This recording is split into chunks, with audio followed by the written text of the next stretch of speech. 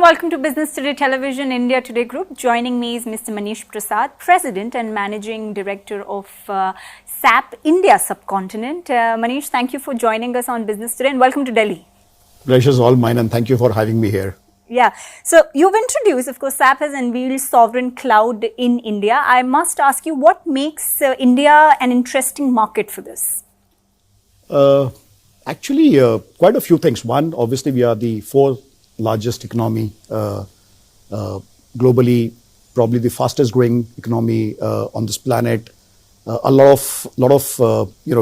have always embraced technology as one of the cornerstones of our success. I was passionate talking about in the last 30 years as we moved from a 400 billion economy to a 4.1 trillion economy. Just see the impact that has come in through the digital infrastructure that have got created, be it UPI, be it Aadhaar, be it ONDC, all the government policies. I think India is an extremely vibrant market. It creates a lot of data. It creates a lot of confidential data. And it's extremely important that we manage them well.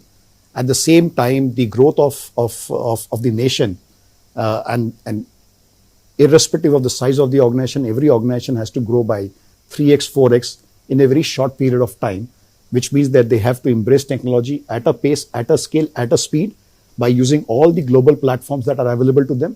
If you bring all these pieces together, that's the need of creating a digital sovereignty. And that's what we have announced in terms of SAP has launched the SAP Sovereign Cloud for India, primarily focusing on regulated industries and industries of national importance. Okay. I know we've had this chat early in the day, but I'm curious, why India market now? Because it took some time when it comes to India for it to adapt to maybe the regulatory approvals. Do we have the appetite to kind of adjust and adapt to the dynamic culture of regulation of AI?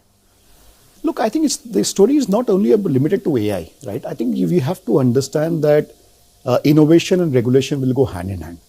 Policies and frameworks will keep on evolving. So there's no good time or bad time. I think the point that we are trying to make is that, keeping the innovation and regulation outside for a minute, I think transformation is the buzzword here. Every organization is going through some form of transformation, whether it's a quantum transformation, step transformation, cutting across all the industry verticals one can think through. Hence, there's a need of using digital platforms, right?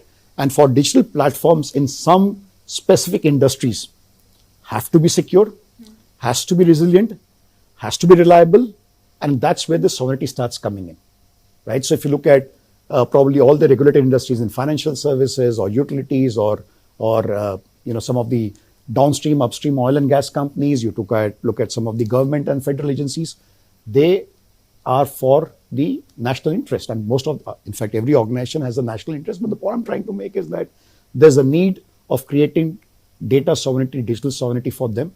And that's the platform that we are bringing together, encompassing the entire stack, which means that we are not only limiting ourselves to an infrastructure platform or a software part, we are bringing the entire stack, starting from infrastructure to AI, in a secured environment, back to our customers. Okay. I picked the word reliable from your answer. In this race of adaptation, how important it is to maintain reliability and responsibility? I think, there are three pillars on which the entire SAP framework works, and particularly in the context of AI, it is reliable, it has to be responsible, and it has to be relevant as well, right? So I think all the three R's, and if you look at our platforms, I look at our capabilities, look at the way, what's the purpose of our organization, it kind of looks into all three of them. And when you're running critical installations, when you're developing business critical applications, when you are impacting business KPIs, you're impacting government KPIs, I think it's extremely important that you create a resilient environment, right, which stands the test of time. And I think that's where the engineering capability of SAP starts coming in. Okay. And that is what has been, if you look at 98% of the large enterprises in the country today run on SAP, right? We passionately talk about 60% of India's GDP somewhere or the other touches the SAP system. Today, if 8 out of 10 customers that we are embracing in the net new space comes from our corporate segment, which is the mid-market segment, right? So I think the need of technology is all pervasive. They are looking at platforms and capabilities that can accelerate business, then create the right kind of talent pool, that helps them in terms of creating operational efficiencies. When you bring all these pieces together, that's the need of the hour. And you have to build those technology platforms that are resilient, reliable, and relevant. Okay. Behind the doors, I want to understand a bit with SAP India, of course, from that point of view. Has it been easy convincing companies, enterprises in India on adaptation? Have there been any kind of early apprehensions that they shared? Look, we have been in this market for almost 3 decades now, right? And I think, please understand, these are business platforms. It goes through its own cycle. I think our customers have, I must give credit to a lot of credit to our customers and our partners as well, who have worked together along with SAP to make sure that the capabilities of the platform translates into tangible business value for them, right? And I think that's the journey that we are going after, and that journey is going to continue. And as technologies become more and more nimble as well as complex, right? It's extremely important that we stay ahead of the curve.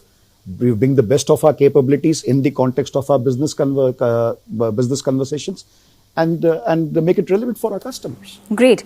SAP India has been doing a lot when it comes to on the R&D front. Tell me a bit about your expansion plans. What's waiting? Look, I think, we probably run the largest R&D outside of Waldorf in India, in Bangalore, right?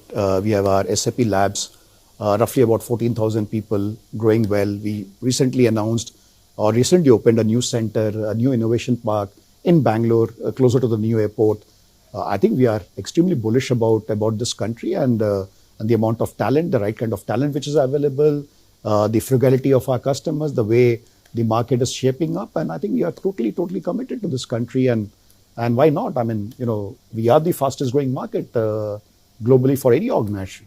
Right. And with Sovereign Cloud coming to India on the hiring and the skill perspective, where do you see things panning out for the Indian market? Look, I think, again, I'm saying Sovereign Cloud is for a set of industries, right? And it is getting customized to their requirements, right? We have obviously, it's not about implementation, or it's not about execution. I think we are creating the right infrastructure which has the entire stack I keep on talking about. That's what we are creating. We have set up a team to start managing that. We are growing this team incrementally. Our customers would come back with some very specific requirements as such, which we have to cater to them, given that it could be a matter of national security and importance.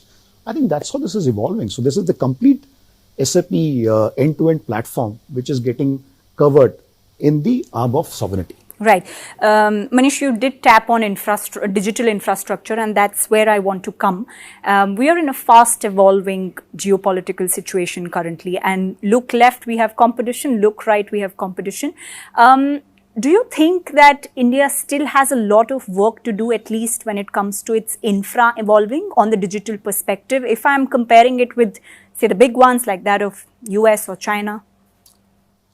I think the answer is both yes and no. I think from an digital standpoint, there are pockets where we have done extremely well.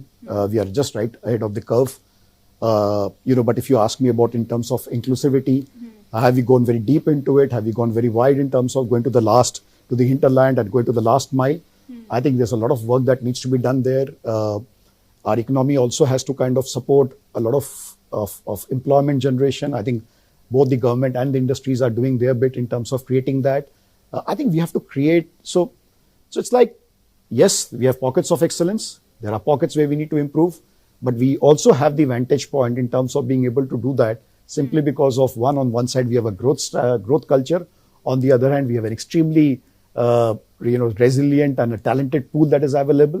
And if you mix both of them together, growth with availability of talent and the right mindset, I think we have all three of them. And that's where the story of India looks so exciting in future. Yeah, but there's a slight fear in the market that jobs are going away with AI coming in aggressively. Look, I always keep on saying that nobody replaces human talent, right? AI and human talent will coexist. Reskilling is required. People should know how to use AI to do more, right? Are we looking at charters that we have not thought through in terms of expanding and stretching the boundaries of technology for the common good, for the business, right business outcomes? It is just about reskilling. I think, yes, there could be some roles which are repetitive in nature, can then be automated and accelerated through AI. But let us also comprehend that there are new set of roles that are going to come in where people need to get reskilled to kind of cater to those requirements. Right. Let me address the elephant in the room, which is the DPDP Act 2023, which is soon going to be operational as informed by the minister recently. And also another one, which is the National AI Governance Framework. As SAP India, you were a part of consultations. What was one of the key objective or your pitch to ensure that there is going to be a balance maintained? I think, yeah, we must give credit that this entire framework is coming in with a lot of views coming in from almost every part of the industry. I think we must give a lot of credit to the government for doing that. Two is that I think from a philosophy standpoint, we are completely aligned. Data sovereignty is of utmost importance, right? And I think that's the piece that the government is talking about, the way we have to handle data, the way the data gets exchanged, the way data gets assimilated, the way you use your data for more intelligence. I think all those pieces have to be handled in the right way. Because, and that then takes me to the second point of view in terms of AI, right? Because if this data is not protected in the right way and consumed in the right way, it probably gets into the AI piece as such, right? And we want the AI to be responsible, reliable, and relevant, right? So I think both of these pieces, in my view, I'm not saying one is a superset of the other, but I think they all are going in conjunction. Right? So finally, data is an input to AI. And if you look at what SAP talks about, the flywheel story, it's the data which accelerates, comes through applications, but then becomes an input to AI. And then it again comes back and accelerates the data to create the right kind of tangible outcomes. Yeah, but it will need like constant, say... Absolutely, yes. I mean, I don't think it's... and that's, we keep on saying this, that at the end of the day, AI has to be reliable, responsible, and relevant. Yeah, though we have something new coming up, it's in technology that's fast evolving. I'm sure it will require more and more companies and agencies to put in double effort to be able to preserve it. Yeah. And look, that's a reality. And I think it's extremely important for us that how do we use that in the context of common growth, economic prosperity, human talent improvement. I think those are the principles in which we have to work. And I think there are policies and frameworks and it's going to evolve. I keep on saying innovation and regulation will go hand in hand, right? And we have to make sure that we make the most out of it. Great. Thank you very much, Manish, for speaking with us on Business Today Television and wishing you luck. Thank you.